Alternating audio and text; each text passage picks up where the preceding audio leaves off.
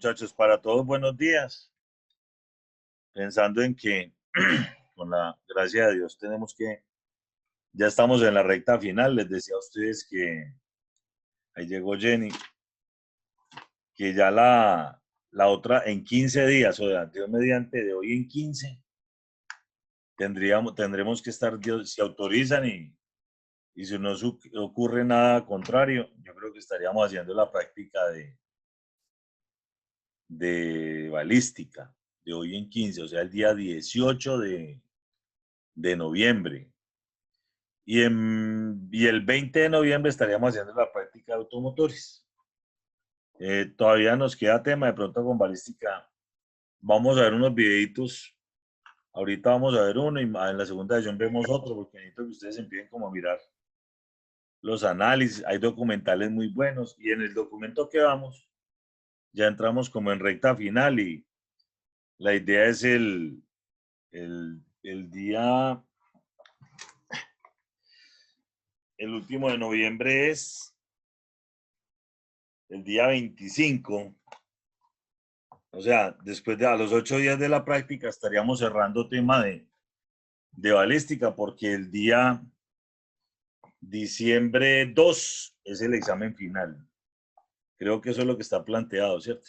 Diciembre 2 es el examen final de balística. Diciembre 4 sería el examen final de automotores. Pues si las cosas siguen como van, yo no creo que ninguno de ustedes vaya a perder, a faltar. Y pues la idea es esa, que ustedes aprueben, tengan sus conocimientos.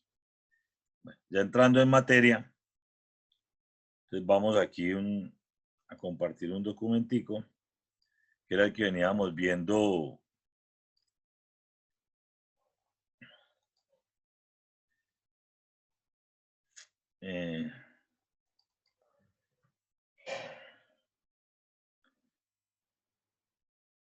que se los envié varias veces.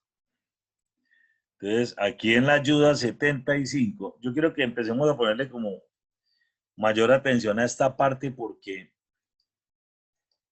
aquí es donde ya empieza como en detalle lo que nosotros, pues en este documento, como que es lo que se puede de pronto más analizar con relación a los casos que estamos viendo.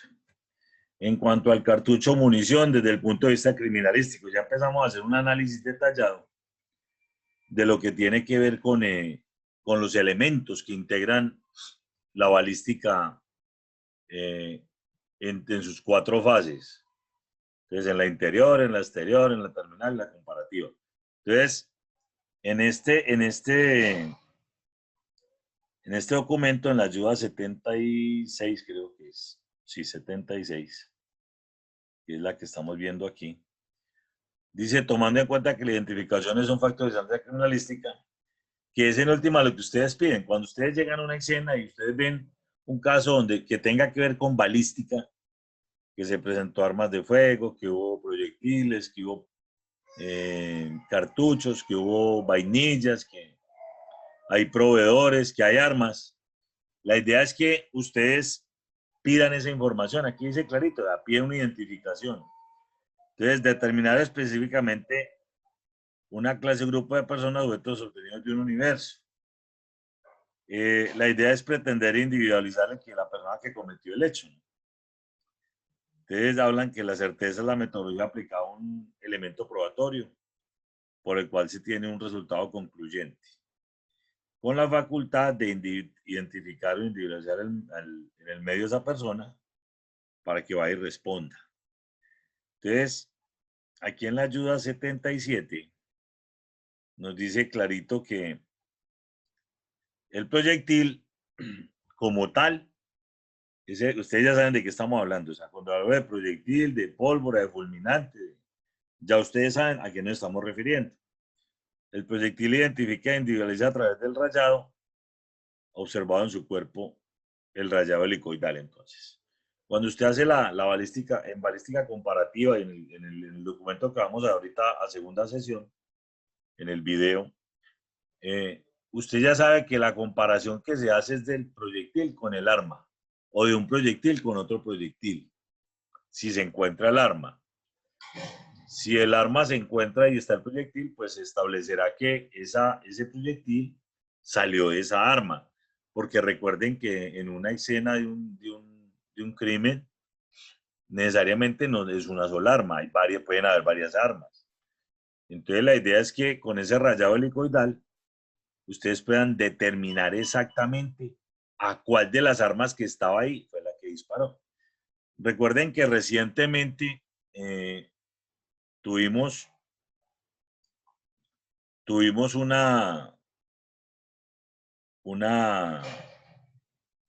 un caso en Bogotá donde varios policías dicen que, abusando de pronto de su posición o del problema que estaba presentando, que mataron dizque mucha gente y mucha gente reclama que fueron los policías.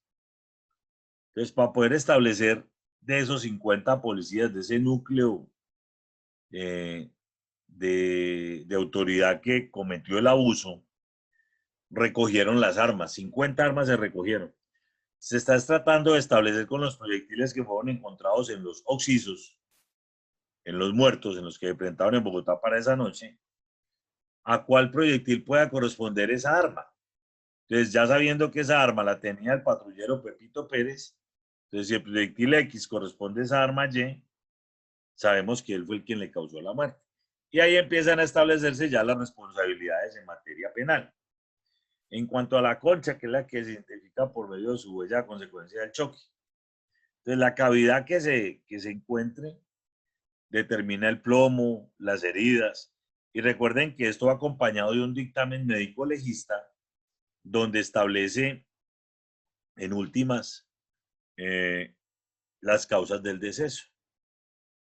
En cuanto a la pólvora, pues determina el orificio de entrada y el índice de proximidad. Recuerden que cuando lo veíamos en la clase pasada en un video, que cuando el impacto se hace a corta distancia, no solo quedan la pólvora, lo que llaman la marca en la ropa, en la piel, la huella latente, se encuentra los vestigios de que la distancia fue a corta distancia, fue a quemarropa.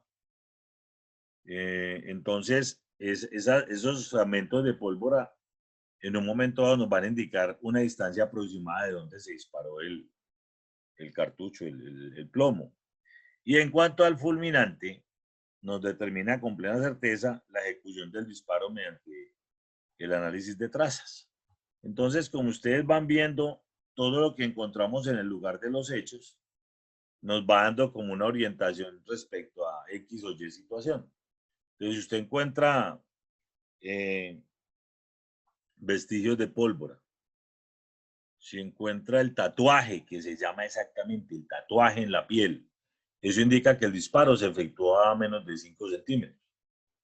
Porque el tatuaje solo queda si usted coge la persona y casi que a boquejarro, casi que en la piel, entonces quedará un tatuaje, quedará un arco, quedará unos vestigios de plomo. En las manos de la persona que dispara quedan vestigios de plomo. Entonces, si en la confrontación murieron los dos, entonces vaya usted y le hace el análisis de la aspersión atómica o lo que ordinariamente llamamos nosotros los investigadores judiciales, el guantalete, que ese nombre ya está mandado a recoger. Entonces se encuentran los vestigios de plomo, quiere decir que efectivamente esas personas dispararon el arma. Hubo un caso en la Escuela General Santander, yo no sé si ustedes se acuerden, donde decían que una cadete se había suicidado. Resulta que el mayor Vergara Padilla Jesús Rafael, que fue comandante mío en la escuela, él es abogado, litigante, es penalista.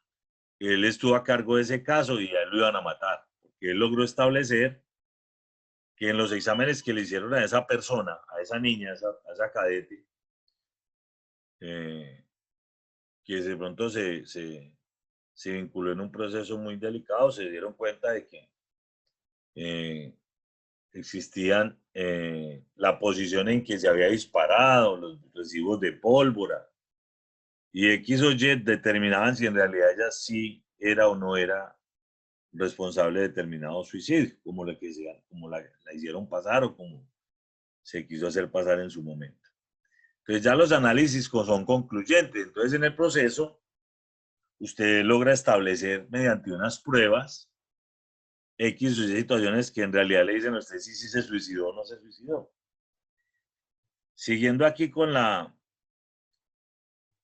el análisis, hablábamos de la balística interior, ¿no? Que ya que comprende el estudio de los fenómenos que ocurren en el interior del arma, desde el momento en que se produce la percusión hasta el momento en que sale por la boca del cañón. Este estudio implica desde el punto físico-químico la teoría del choque, el desprendimiento de la energía, la temperatura, la presión, la velocidad, el volumen de fricción o rozamiento, el principio de termodinámica, trabajo mecánico. Y empiezan a establecerse un número de detalles que a usted le dice aquí, es importante tenerla en cuenta porque se produce el microrrayado. Es ahí en esa etapa donde el plomo queda marcado por las huellas únicas y exclusivas de esa arma. Individualiza las armas de fuego, o sea, usted con ese rayado ya sabe que una y solo una arma fue la que llevó a cabo ese disparo. En este aspecto, el estudio de balística comienza por la bala dentro de la recámara, luego con el impacto del fulminante y la defracción de la pólvora se activa el proyectil. Esta es como la forma como se activa el arma, ¿no? Nos vamos para la ayuda 80. Ya empezamos a hablar entonces independientemente de cada una de las actividades que se realizan en materia de balística forense. Entonces habla del disparo. La definen como la ejecución simultánea que existe entre la presión ejercida entre el disparador del arma de precisión balística y la percusión contra el fulminante. Esta es una pregunta de examen final. Defina qué es el disparo, o falso y verdadero. Entonces, tengan en cuenta todos estos conceptos que les estoy dando, porque esto va a salir en el examen final. De pronto lo voy a hacer más de lógica y no de querer uno ensañarse con ustedes y quebrar. No, la idea es que ustedes como que aprendan los conceptos. Entonces, ya saben que el disparo es cuando la aguja percutora pega en el fulminante y da como resultado la salida del proyectil de la boca del cañón. Eso es exclusivamente eso. Eso no tiene nada de... Solamente usted recuerda el concepto, recuerda ya, se imagina el disparo y usted va a saber, bueno, yo accioné el arma, la aguja pega en el fulminante, sale el plomo del arma, del cañón, ese es el disparo. Entonces la definición como que no tiene nada así del otro mundo ni extraterrestre, parece que es que nos van a acorchar porque no sabemos cuál es la definición. Seguimos con la secuencia del disparo. Entonces, al accionar el disparador del arma, los mecanismos que entran en acción dejan en libertad el martillo o la aguja percutora, la cual incide sobre la cápsula para hacerla explotar, transmitiendo a la pólvora una potente llamarada que hace combustionar o deflagrar. Enseguida la concha o vainilla se expande gracias a la presión de los gases acumulados violentamente por la deflagración de la pólvora y llega a un punto máximo de presión donde el proyectil inicia la trayectoria a través del ánima del cañón con la correspondiente fricción por parte del estriado hasta que abandona la boca del cañón. Entonces, todo esto es como una secuencia lógica y les va diciendo a ustedes y a nosotros cómo es que se presenta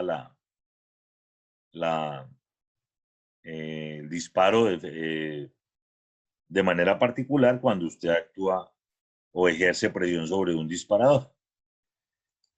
El cañón. Entonces, aquí nos trasladamos al cañón, que se trata de un tubo de acero especial de paredes resistentes de forma cilíndrica hueca, de conveniente diámetro y tamaño elaborado, capaz de resistir temperaturas elevadas por fricción y calor.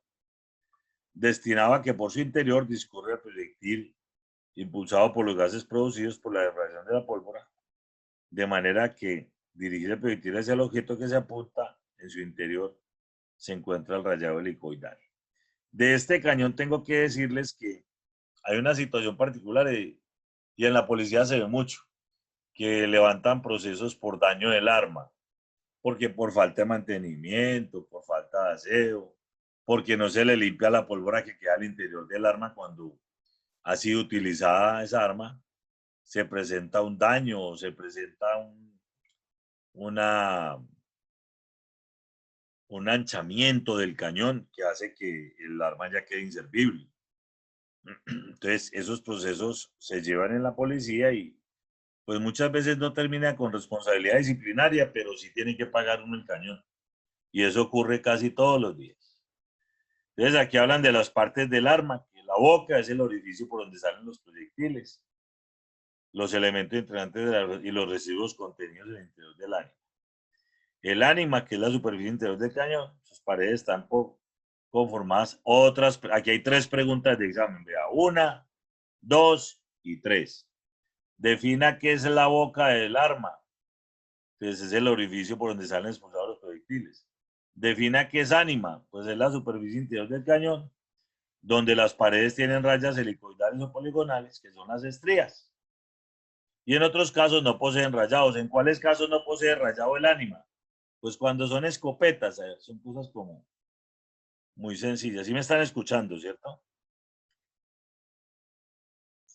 Sí, señor. Sí, señor. Bueno, listo. Yo creo que la explicación, yo no les pongo la imagen aquí al lado derecho para no interrumpir la lectura de la... Entonces, hasta ahí yo creo que los conceptos son claros. Esta parte toda yo creo que cae en el examen final, porque es algo muy básico. Lo primero que tengo que preguntarles a ustedes es sobre el decreto 2535. Lo segundo tiene que ver con las armas de fuego.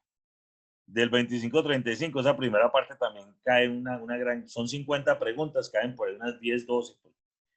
De esto también cae una gran parte, mira que a la fija va esto. Y aquí definen el cilindro, que se conforma, que es la que conforma el cuerpo tubular hueco del cañón. El calibre, ustedes ya saben que el calibre es el orificio que viene determinado por campos diametralmente opuestos. O sea, es el ancho de ese calibre. Bueno, siguiendo, el ánima. Como ya entonces vamos a empezar a definir, ya se dijo que es la superficie cilíndrica interior del cañón y que existen 2 clases de ánima. Pregunta de examen, ¿cuántas clases de ánima existen? Pues 2. El ánima lisa, el ánima rayada, el ánima lisa, que es el de las escopetas.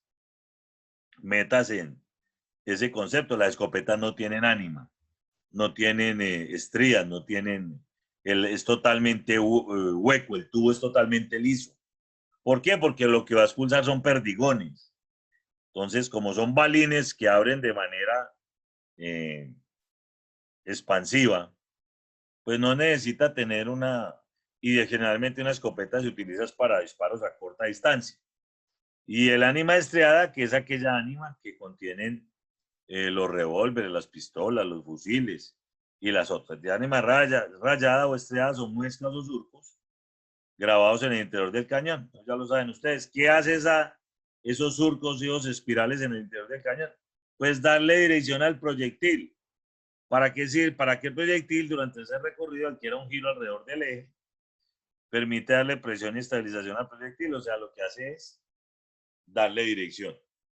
Cuando usted dispara, lo que hacen esa ánima, esas estrías, eso lo veíamos de la primera clase que empezamos, donde veíamos el ejemplo de que en fútbol americano, los que practican ese deporte lo que hacían es, cuando tiran el balón, lo que hacen es darle rotación para que tenga una dirección exacta. Eso fue uno de los ejemplos que vimos en esa situación. Dice, este rayado puede ser de izquierda a derecha, a la inversa o poligonal, el cual ya depende de la casa del fabricante. Entonces, cada casa fabricante le da si es de izquierda a derecha. Por ejemplo, de mi hueso, la mayoría de revólveres son de izquierda a derecha. Si usted se va para pistola Ruger, para revólveres Ruger, de pronto la estrella es contraria. Y así, cada casa tiene como su forma de fabricar las estrías, y eso sí no tiene nada que ver con que exista una ley que diga que no, que tiene que ser de X o Y forma, no. En eso sí hay libertad de fabricación. Dice, permite a través de la experticia de comparación balística identificar el arma de fuego que ha sido disparada. Pues todo como que converge siempre a lo mismo. Cuando ustedes piden un estudio de un arma, esa es una de las características, ¿no? Que verificar a ver qué tipo de estriado tiene, qué calibre es, todo eso lo tienen que preguntar a ustedes en el estudio que se analizan, donde se pide el estudio del arma. Entonces son armas de ánima estriada, los fusiles, los rifles, los revólveres y las pistolas. Dice la mayoría, ¿no? Ánima lisa. Cuando el interior del cañón es liso, no se presenta ningún tipo de rayado, y aquí está. Y es pregunta de examen. como por ejemplo las escopetas. Los proyectiles son de poco alcance, les decía a ustedes que era a corta distancia, y son armas de animaliza, las escopetas de caza, todas lo que es escopetas. En algunos revólveres y pistolas, yo duré 25 años en la policía, y los únicos revólveres y pistolas que yo encontré sin ánima o sin estrías eran los que eran hechizos, los que fabricaban por ahí en las comunas, en Bogotá o en las comunas en Medellín, o los armeros que fabrican el revólver ahí en la casa, o los que fabrican así como esto, como un lapicero, hay revólveres que son de lapicero. Entonces, eso no lleva estrías de ningún tipo, porque son armas para utilizar a corta distancia, entonces eso no tiene ni dirección. Un disparo de eso le entra a usted por aquí, por el hombro, y le viene a salir en un pie, porque eso no tiene estriado, no tiene dirección. Esa munición, ese plomo entra como loco, lo que entra buscando salida. ¿Por dónde? En cualquier dirección. Es como el sentido, ¿no? Para que ustedes entiendan como lo rústica de mi explicación, es como que ustedes entiendan qué sentido tiene el estriado en un arma. Son armas atípicas, ¿cierto? Sí, esas son armas que no, sí, son atípicas, porque las típicas son las que son de fabricación industrial, las que tienen una casa matriz. Esas atípicas son las que hacen en las diferentes casas, en las diferentes, y me alegro que haya entrado hoy Jenny, porque ya la extrañábamos. Por fin pudo organizar su internet. Bienvenida, mijito. Bueno, en cuanto al ánima estriada, dice el ánima del cañón de las armas de fuego, a excepción de la escopeta, cuya ánima lisa tiene rayas o surcos. Entonces estamos tratando haciendo como un recuento para que ustedes como que entren en sintonía, y ahorita vamos a ver a segundo momento un documental muy bueno, donde necesito que me le pongan mucho cuidado. Traté de enviárselos a su correo y no me cargó, no, muy pesado, muy pesado. El computador no me, de pronto yo tengo algún tiempito y voy y les dejo esto con su monitora o con Andreita, con cualquiera de ellos les dejo el documentico, que es muy bueno. Y se trata, dice, balística comparativa. Y viene como muy concluyente. Ahorita vamos a ver un pedazo de ese video. Dice, generan en el proyectil un movimiento alrededor de su eje, cuyo giro se puede observar macroscópicamente de acuerdo a la orientación de los surcos. Entonces ya lo sabemos por concepto y por definición. Entonces aquí está la explicación de la dirección que le da esos giros a los proyectiles. Entonces hacia la derecha se llama destrogiro, hacia la izquierda se llama levogiro. No se vayan a confundir en este término, por favor. Y esto, vuelvo y les repito, es pregunta de examen. Yo les dije a ustedes que yo el examen lo iba a hacer del decreto 2535 y de este documento. Yo de ahí no me voy a salir. O sea, ustedes le pegan una leidita y ya. Ustedes ya saben que, díganme si pues, las armas que traen hacia la derecha, la rotación, se llaman como. Entonces, yo les coloco levogiro, ustedes ya colocan que es falsa. Si luego que es destrogiro, entonces ustedes saben que es verdadera. Entonces, es algo como muy simple, solamente como aprenderse la definición. Y poligonal, cuando presenta, aquí me dice que ya estoy quedándome sin tiempo, pero, ay, me salí. Pero volví, entramos, no hay problema.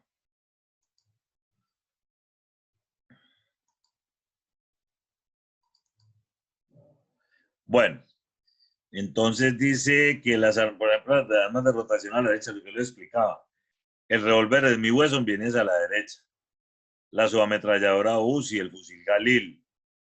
Entonces todo eso viene y hacia la izquierda están la Colt, el rifle Remington y la pistola Ast. El número de campos y estrías es proporcional, es decir, el ánima de cañón que tenga 10 surcos tiene que el equivalente a 5 campos y 5 estrías. Vamos a verlo aquí en el concepto siguiente. Mire lo que es un campo y mire lo que es la estría. El campo es el cuadrado como tal, como la marca sobresaliente, prominente del arma. Cuando estemos en el polígono dentro de 15 días, les explico ya con el arma en mano, más o menos cuál es la diferencia. Pero ahí se puede ver el cañón, entonces no tiene ninguna, dice, además del estriado, existen las características de cada ánima, que consisten en pequeñas partículas de metal dejadas al momento de fabricarse el cañón. Por lo tanto, en cada surco existen protuberancias las que se amoldan a la broca a medida que pasa y cambian a cada operación del taladro. Por eso ningún arma es igual a otra, porque en su fabricación unas van a quedar con mayor relieve, otras con menor. Es casi que imposible que se presente lo mismo que las huellas dactilares. Dice, estas características son propias de cada arma en particular, por eso hace que ellas sean únicas. Y en el anterior hablan de los surcos, que si posee 12, posee 6 campos. Si tiene 10, pues posee 5 campos en razón a esta. Esta, por ejemplo, tiene 4 campos, o sea, tiene 8 surcos. Tiene 8 estrías, porque tiene 4 campos. Entonces habla de las estrías.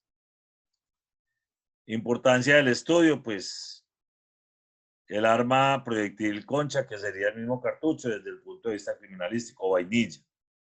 Dado que las armas de fuego poseen un único microrayado helicoidal, el paso del proyectil trae consigo la impresión de elementos que componen el microrayado, producto de las fuerzas de rozamiento. Les voy a pedir apenas, si se corta porque quedan 7 minutos, apenas se corte, entonces descansamos 5 minuticos, se toman un tintico y volvemos a ingresar y continuamos con la segunda parte.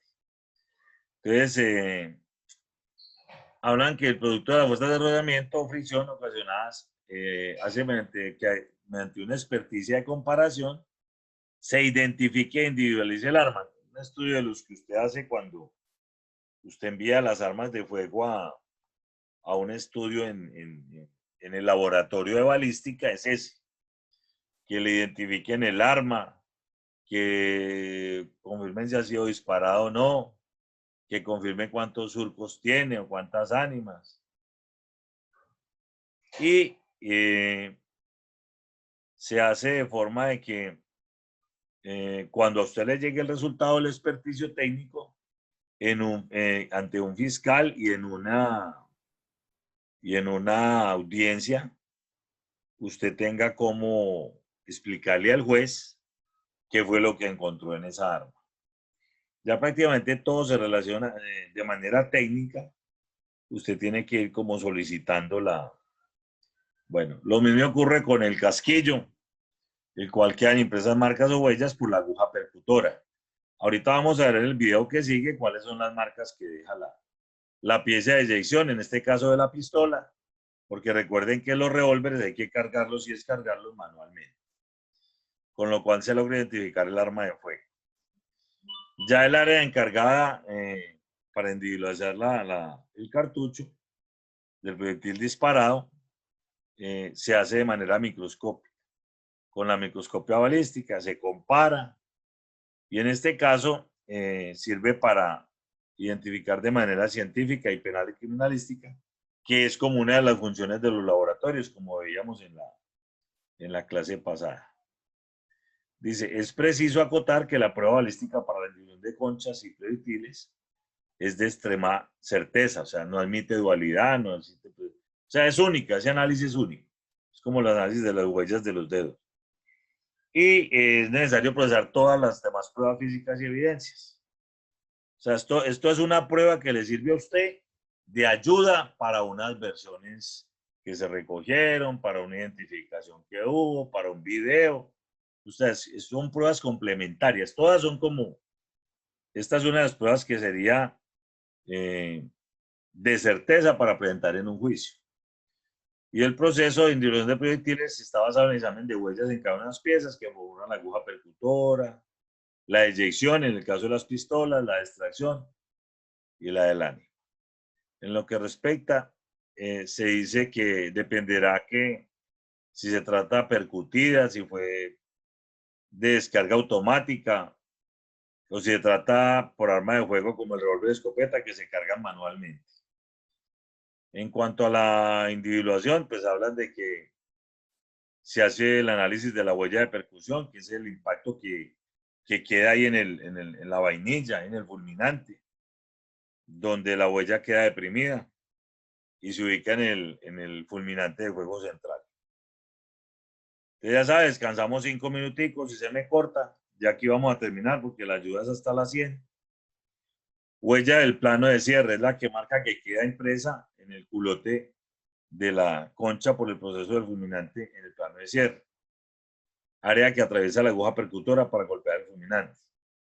Vienen dos, aquí se ven dos aspectos, uno físico, que es por la fuerza retroproductora de gases, y la otra por la del choque con la aguja percutora. Y en este la huella de extracción. Ya al final dice la huella de eyección es la marca que queda en la base del culote de la bala. Cuando la pistola eyecta la vainilla, queda una marca. Entonces esa también se analiza.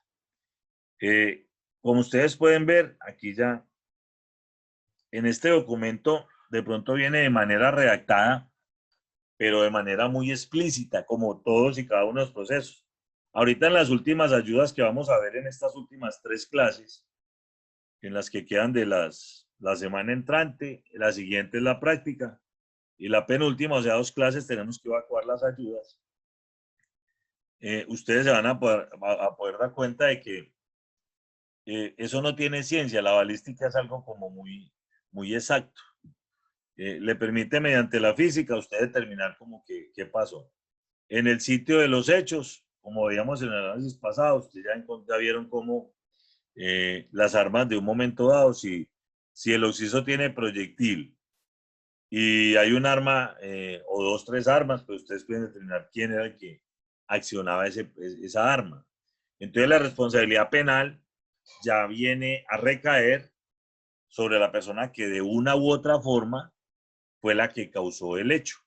Entonces, a ver, cuando se presenta en juicio, lo que dicen, bueno, análisis balístico.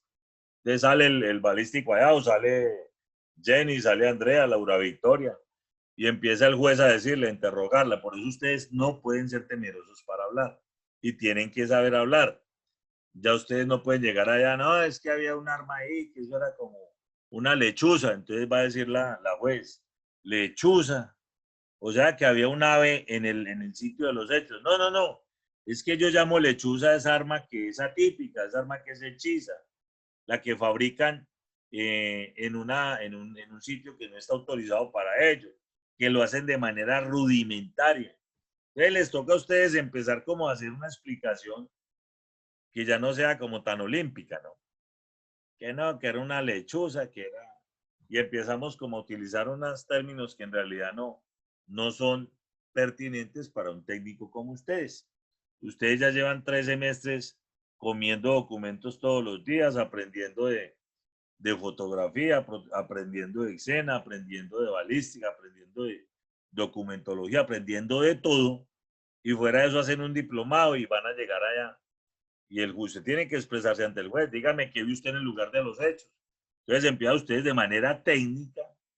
Ya esto se va a cortar, o yo, si se corta, descansamos 5 minuticos y volvemos, queda 1 minuto, o menos de 1 minuto. Y entonces ustedes tienen que empezar a propender por darle a entender pues, que efectivamente ustedes tuvieron una capacitación técnica, que leyeron aparte de eso, que además estudiaron y se capacitaron, y no se quedaron solamente con lo que sus